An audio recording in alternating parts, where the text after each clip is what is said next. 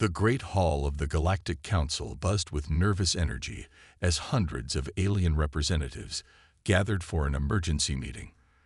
The massive crystal dome above them showed the swirling colors of space, but today no one admired its beauty. Fear filled the room like a heavy fog. At the center of the hall, first speaker Tom stood on the floating platform, his blue scales reflecting the dim light. His four hands gripped the edges of the control panel as he spoke to the assembled representatives. "The situation is worse than we feared," he said, his voice echoing through the chamber. "The quantum anomalies are spreading faster than our predictions suggested." The holographic display behind him showed dozens of star systems marked in red. Each red dot represented a system where space itself was beginning to break down. The image zoomed in on one system, showing how the fabric of space-time was unraveling like an old sweater. "Our best computers have run over 10 million simulations," Tom continued, his voice growing heavier with each word. "None of them show a solution using our current methods." The council members started whispering among themselves. The green people of Alpha 9, known for their advanced technology, shifted uncomfortably in their floating chairs. The crystal beings of the star ring dimmed their natural glow and worry. Even the energy clouds from the spiral arm stopped their usual happy dancing. Professor Ray, the head scientist from the advanced worlds, stepped forward. His robot body made soft clicking sounds as he moved. "We have tried everything in our power," he said. "Our quantum stabilizers fail after 3 days. Our time-space patches last only hours. Even our most advanced AI systems cannot find a solution." The room erupted in panic. Different species began talking all at once. "What about the Ancient Ones? Can't they help? The Ancient Ones haven't answered our calls in centuries. We should evacuate the affected systems." "Evacuate to where? The anomalies are spreading everywhere." First speaker Tom raised all 4 of his hands, calling for silence. The room quieted down, but the fear remained. "There might be one option we haven't considered," he said slowly. The holographic display changed, showing a small blue planet in a remote arm of the galaxy. "There's a young species we've been watching. They're still new to space travel, but they have shown unusual abilities." Professor Ray's mechanical eyes wavered as they focused. "The humans, but they're primitives. They haven't even mastered faster than light travel." "True," Tom replied, "but look at their history." The display showed various images from Earth. Humans building massive structures, exploring deep oceans, flying into space with what looked like metal cans strapped to explosives. They solve problems differently than we do. They don't rely on advanced AI or perfect solutions. They adapt. The council members watched in silence as more images appeared. Humans fixing complex machines with simple tools, finding ways around seemingly impossible problems, and most importantly, never giving up even when their solutions seemed crazy to others. "We have tried the perfect way," Tom said firmly. "We have used our most advanced technology. Perhaps it's time to try something different, something unpredictable, something human." The room filled with murmurs again, but this time they were different. There was still fear, but now there was also a tiny spark of hope. "I propose we contact Earth immediately," Tom announced. "Time is running out, and we need their help." The vote was quick. When the fate of the galaxy hangs in the balance, even the proudest species can swallow their pride. As the council members raised their hands, or tentacles, or energy fields, to approve the motion, none of them realized they were about to change galactic history forever. In the quiet of space, a message began its journey toward Earth, traveling faster than light, carrying a simple request that would change everything. "We need your help." 2 weeks after the council's message, Jack Thompson stood in his small office at NASA, staring at the alien device on his desk. The silver cube had appeared out of nowhere, projecting a message that changed his life, and soon would change the fate of the galaxy. "They want us to do what?" asked Mike Roberts, NASA's chief engineer. He ran his hand through his gray hair, looking at the cube with wide eyes. They want our help, Jack replied, still finding it hard to believe. The most advanced species in the galaxy need humans to solve their problem. The room was cramped with important people. Besides Jack and Mike, there was Dr. Linda Brown, a quantum physicist, and Colonel James Wilson from the Space Force. All of them had been chosen because they were the best at thinking differently. The silver cube flickered again, showing the hologram of first speaker Tom. The aliens' blue scales and 4 arms no longer shocked them as much as they did 2 weeks ago. "We are sending a ship to bring your team to the council." Tom's voice came through clearly. "The quantum anomalies have now affected 53 star systems. We need your unique perspective." Jack looked at his team. "They've got ships that can cross the galaxy in days. They've got AI that can think faster than all Earth's computers combined. But they still can't solve this." Linda stepped forward, her eyes bright with excitement. "Maybe that's exactly why they need us. They're too advanced. Sometimes you need a simpler way of looking at things. Like fixing $1 million machine with duct tape." Mike laughed, remembering how they'd once saved a satellite with exactly that solution. Colonel Wilson nodded seriously. "Our entire history is full of fixing big problems with simple solutions. Remember the space pen story?" Everyone knew that story. How the Americans spent millions developing a pen that could write in space, while the Russians just used pencils. It wasn't actually true, but it showed how humans thought about problems. The team spent the next few hours preparing. They gathered basic tools, old textbooks, and even some primitive equipment that might come in handy. Jack made sure to pack his grandfather's old toolbox. Sometimes the old ways were the best ways. As the sun set over the NASA facility, a light appeared in the sky. It grew bigger and bigger until a massive ship, smooth and silver like quicksilver, landed silently on the runway. It was bigger than a jumbo jet, but made no sound at all. The team stood together, watching as a door appeared in the ship's side. First, Speaker Tom himself walked out, followed by 2 other aliens who looked like walking crystals. "Welcome, humans," Tom said, bowing slightly. "Are you ready to help save the galaxy?" Jack stepped forward, carrying his grandfather's toolbox in one hand and a laptop in the other. "We'll do our best, sir. But I have to warn you. Our methods might seem strange to you." Tom's large eyes blinked. "Strange is exactly what we need. Our perfect solutions have failed. Perhaps imperfect solutions will succeed." As the team walked up the ramp into the ship, Mike whispered to Jack, "Do you think we can really help them? Their technology is hundreds of years ahead of ours." Jack smiled, patting his toolbox. "Sometimes you don't need the fanciest tools to fix a problem. Sometimes you just need to see it differently." The ship's door closed behind them with a soft hiss. Inside, the walls glowed with a soft light, and everything looked clean and perfect. Maybe too perfect. This advanced ship was about to carry some very human solutions to a very big problem. As they lifted off, rising through Earth's atmosphere in seconds, Jack couldn't help but think that this might be humanity's greatest moment. Not because they had achieved perfection, but because they had never needed it to succeed. The Council's main science lab was enormous. Machines that looked like liquid metal flowed around the room, and holographic displays filled the air with complex equations. Jack and his team stood in the middle of it all, feeling very small and very human. Professor Ray's robotic body moved smoothly as he showed them the data. "The quantum anomalies are like tears in space itself," he explained. "Our best technology can't stop them from growing." Linda studied the readings on her tablet, frowning. "Can we see what an anomaly actually looks like?" The alien scientist pressed a button, and a live feed appeared.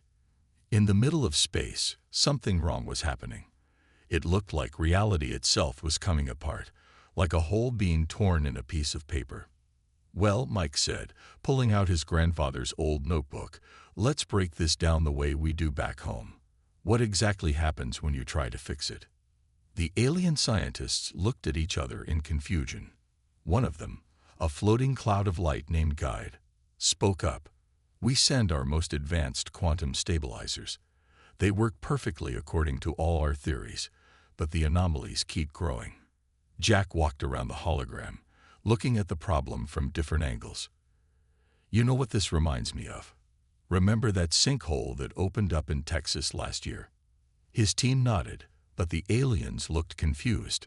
See, everyone tried to fill it with concrete and fancy materials, Jack continued. But nothing worked until that old farmer suggested we look at what was causing it first. Turned out there was an underground river we couldn't see. Linda snapped her fingers. You're right. We're looking at the tears, but what's causing them? The team got to work in their own unique way. They spread out papers on the floor, actual paper, which made the aliens stare in surprise.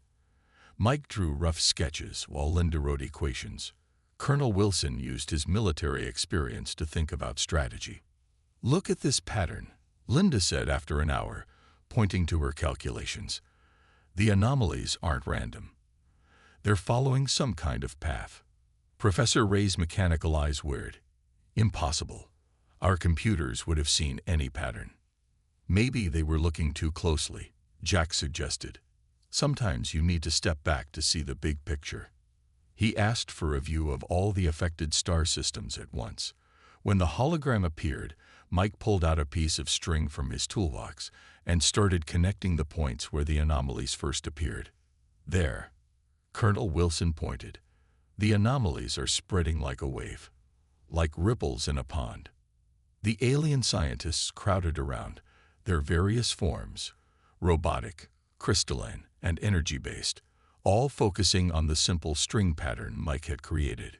If it's like ripples, Linda said excitedly, then there must be something causing them, like a stone thrown into a pond. Jack turned to first speaker Tom, who had been watching silently. We need to stop looking at each tear individually. We need to find what's making them in the first place. Tom's scales shifted color in what they had learned with surprise. But our sensors show nothing at the source points. Maybe we're looking with the wrong tools, Mike suggested. Sometimes the fanciest equipment misses what a simple detector can find. The team spent the next few hours rigging up what they called a basic wave detector, using parts from their toolbox and some alien technology. It wasn't pretty. In fact, it looked like something from a high school science fair compared to the alien tech. But it worked. When they activated it, a clear signal appeared. Something was sending pulses through space-time itself, causing the tears. Well, Jack said, looking at the surprised faces of the alien scientists, now we know what we're really fighting. And knowing is half the battle. The aliens didn't get the G.I. Joe reference, but they understood the meaning. For the first time since the crisis began, they had a real lead, thanks to some humans with paper, string, and a toolbox full of simple solutions. The council chamber was silent as Jack and his team stood before the gathered representatives. Behind them, their hastily built device sat on a hover platform, a strange mix of advanced alien technology and parts that looked like they came from a hardware store. You want to do what? First speaker Tom asked, his scales turning a pale blue in shock. We want to make a giant space net, Jack repeated calmly. Like a fishing net, but made of energy fields. Linda stepped forward with their diagrams, drawn on actual paper, which made some of the alien representatives whisper among themselves. The quantum anomalies are being caused by pulses from an unknown source, she explained. We can't stop the source yet, but we can catch the waves before they tear space apart. Professor Ray's mechanical body made clicking sounds of disagreement. This is primitive. Our simulations show we need something far more complex. Mike pulled out his tablet, showing a simple animation. Sometimes the simplest solutions are the best. Look, when you try to stop the anomalies with your stabilizers, it's like trying to patch 100 holes in a dam. But if we catch the waves before they hit, it's like putting up a safety net under a tightrope walker, Colonel Wilson added. Sure, the walker might still fall, but the damage is contained. The alien representatives began talking all at once. The energy clouds flickered rapidly. The crystal beings vibrated in disagreement, and the green people's antennae twitched nervously. "Quiet," Tom called out, raising all four hands. "Let them explain how this would work." Jack nodded to Linda, who stepped forward with more diagrams. "We'll use your energy field technology, but configured differently. Instead of trying to perfectly seal each tear, we'll create a flexible barrier that can absorb the quantum waves." "Like a shock absorber," Mike added, "or a bouncy castle." The aliens looked confused at the reference, but Jack continued. "We've built a small prototype. Would you like to see it in action?" The team set up their device, a strange combination of alien quantum technology and what looked like modified radio parts from Earth. Linda typed some commands into her laptop, which they'd somehow connected to the alien systems. "Releasing test pulse now," she announced. A small quantum distortion appeared in the test chamber. In previous tests, such distortions had grown into dangerous tears. But this time, as the distortion hit the energy net, it was caught and dispersed, like a wave hitting a beach. The chamber erupted in surprised murmurs. Professor Ray rushed to check his readings. "Impossible. The quantum signature is being neutralized. But the equations are so simple." "Sometimes simple is better," Jack said. "Complex solutions can fail in complex ways.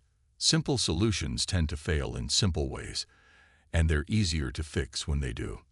First speaker Tom studied the readings carefully. "How quickly can we build a larger version?" "That's the best part," Mike said excitedly. "We can use your existing stabilizer network. We just need to reprogram them to work together instead of individually, like turning a bunch of small nets into one big net." The council members began discussing among themselves. Jack could see the mix of hope and doubt on their various alien faces. It must be hard for such advanced beings to put their faith in what seemed like a primitive solution. Finally, Tom spoke. "The council will vote. All in favor of implementing the human solution." One by one, hands, tentacles, and energy fields were raised. Even Professor Ray raised his mechanical arm, though he made a sound that might have been a robotic sigh. "The motion passes," Tom announced. "How soon can you begin?" Jack looked at his team, saw their confident nods. "We can start right now. We'll need teams of both human and alien engineers. And maybe a hardware store." Some of the aliens laughed, though others looked worried at the mention of a hardware store. But as the team left to begin their work, there was a new feeling in the council chamber: hope. Sometimes the best solutions didn't come from the most advanced civilization. Sometimes they came from people who were used to fixing big problems with whatever tools they had on hand. In the massive control room of Central Station Alpha, humans and aliens worked side by side.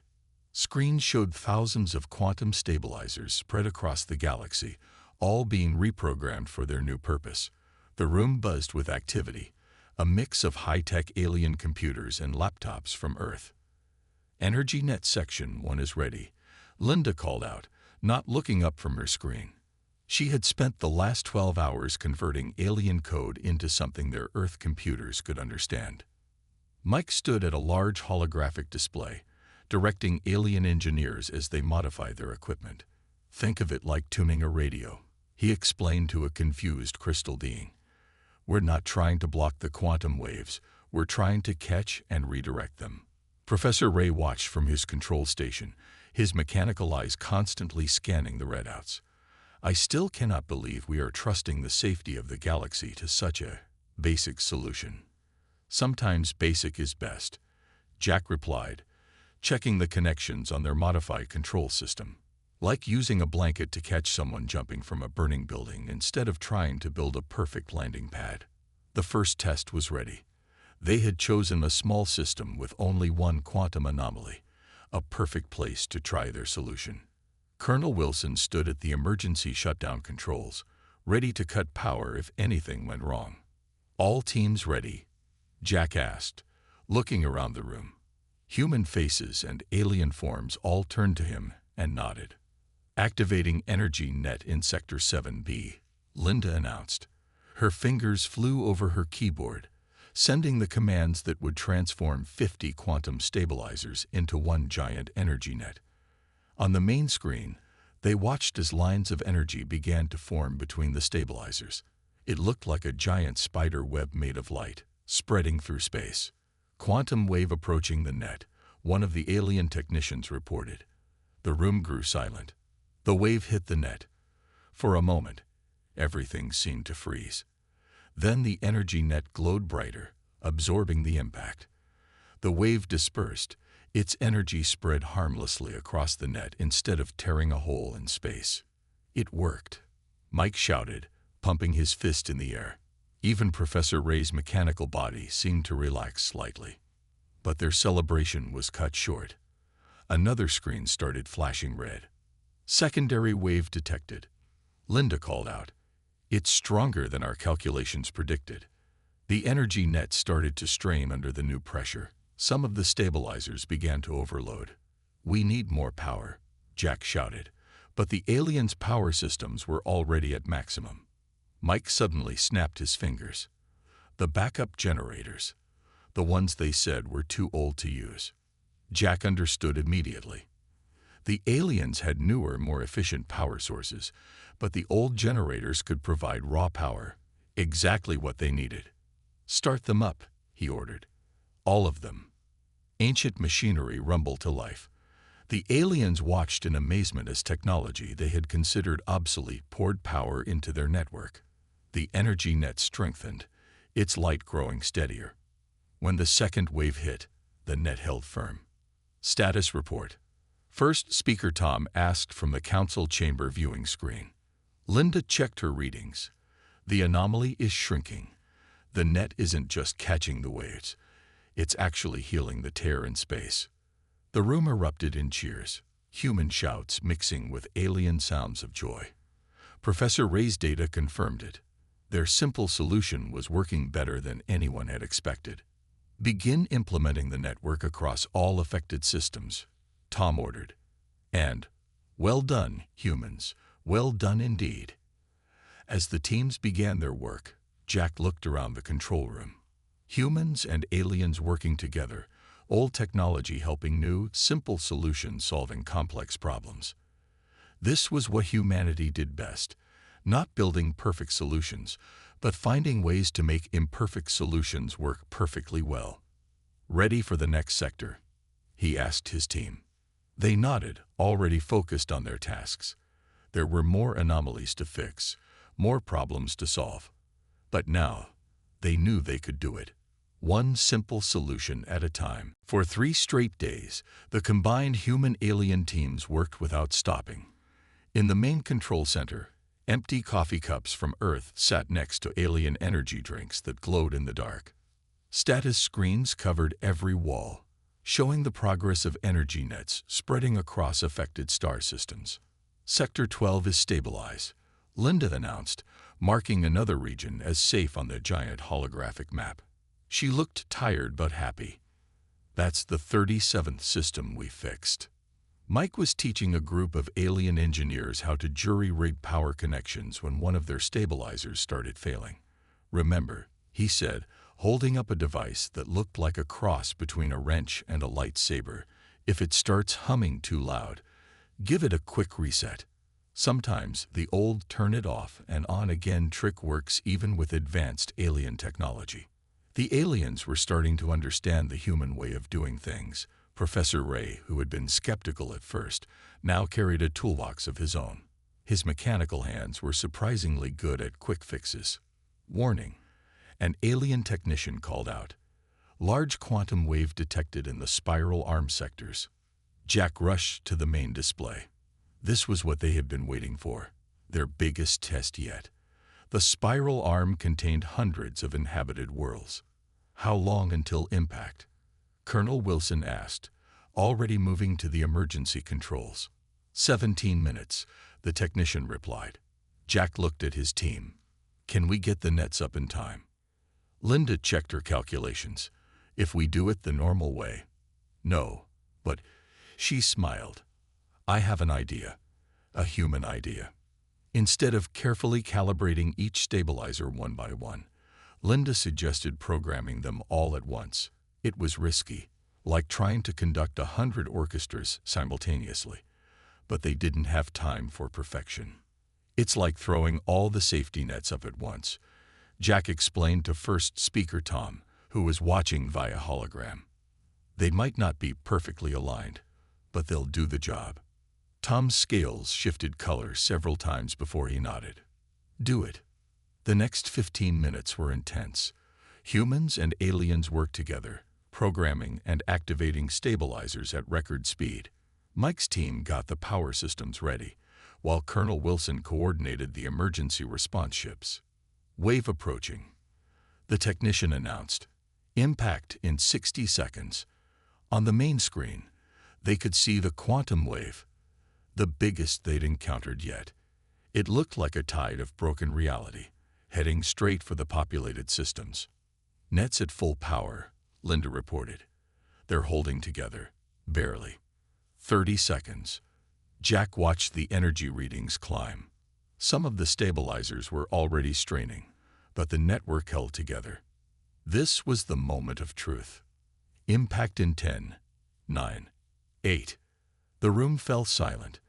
Even the alien machines seemed to quiet down. 3, 2, 1. The wave hit their network. The impact was massive. Warning alarms blared as stabilizers across the sector were pushed to their limits. The main screen filled with red warning signals. Network is holding at 70%. Linda shouted over the noise. 65%. Reroute power from the secondary systems, Jack ordered, just like we practiced. Mike's team jumped into action, directing power where it was needed most. The aliens followed their lead, making quick adjustments without waiting for computer confirmations. 50%. 45%. Professor Ray's mechanical voice cut through the chaos. The wave is weakening. The net is working. He was right. The quantum wave was breaking up, its energy being absorbed and dispersed by their network of nets. The warning signals began to quiet down. Wave neutralized, Linda finally announced. All populated systems protected. The control room erupted in celebration. Humans hugged aliens, careful of the crystal beings, of course. And even Professor Ray did something that looked like a robot victory dance. First speaker Tom's hologram smiled, something they had never seen before.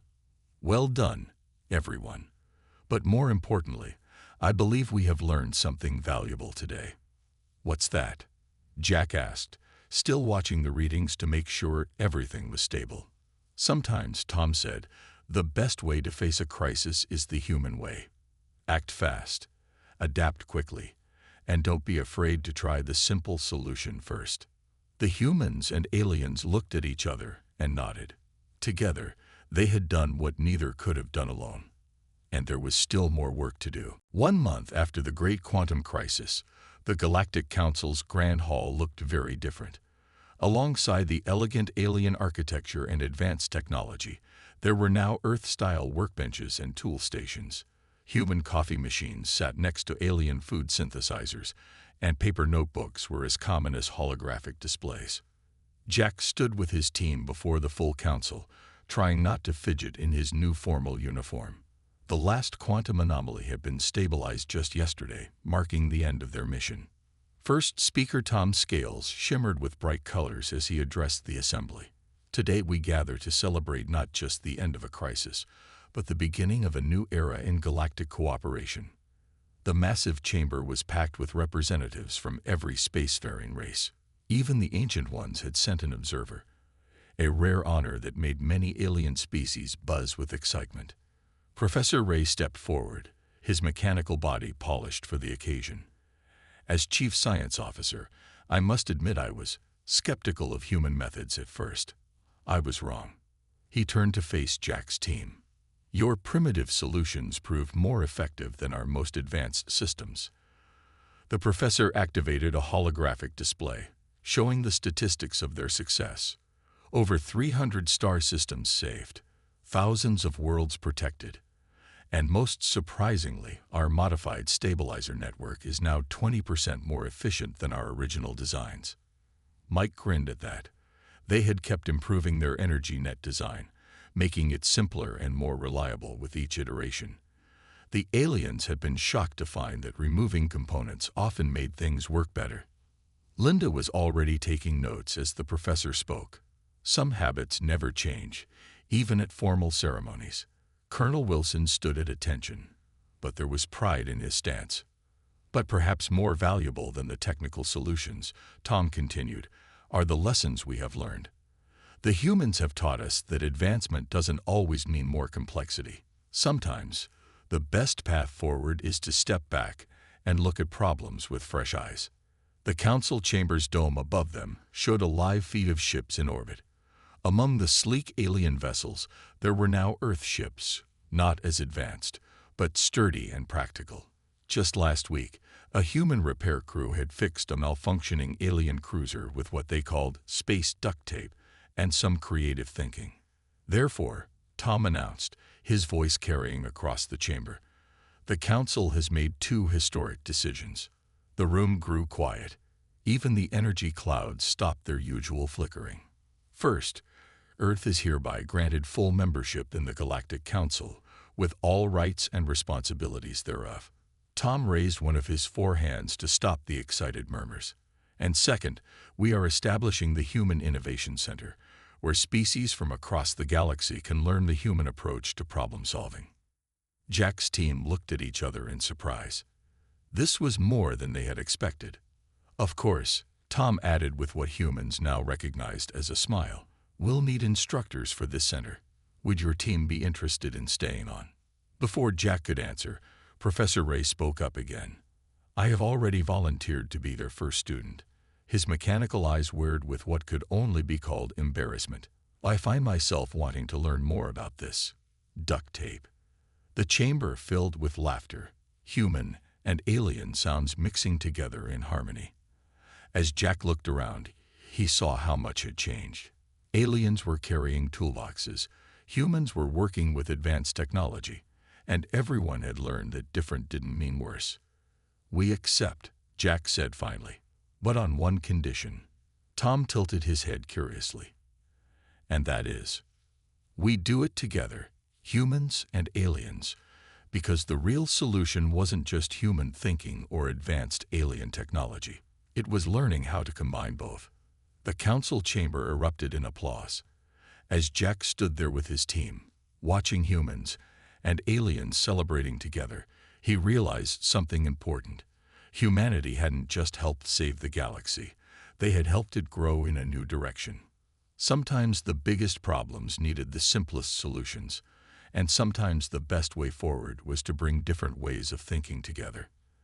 The galaxy would never be the same, and that was a good thing.